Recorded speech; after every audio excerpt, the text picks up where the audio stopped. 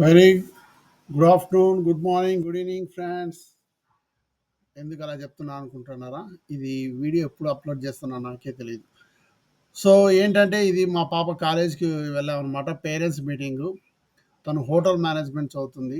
ఆ, ఇది జస్ట్ వాళ్ళని పర్మిషన్ అడిగి ఒక వీడియో తీసాము. మా పాప గురించి అడిగి తెలుసుకుంటున్నా అనమాట. ఇది బార్ సెటప్, బాయ్స్ నేర్చుకుంటారు అనుకోండి.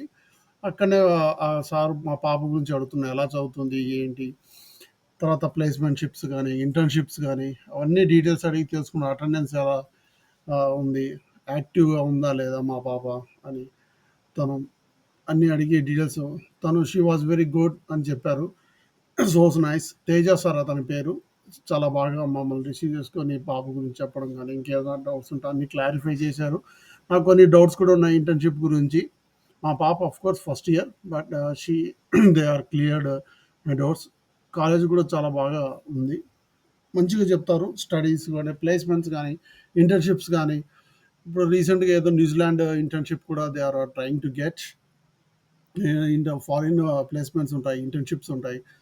ఆహ్, చాలామంది కాలేజ్‌లో చదువుకునే వాళ్ళు మంచి మంచి హోటల్స్‌లో గానీ, మంచి మంచి ఆహ్, జాబ్స్‌లో గానీ సెటిల్ అయి ఉన్నారు. ప్లేస్‌మెంట్స్‌లో ఉన్నారు.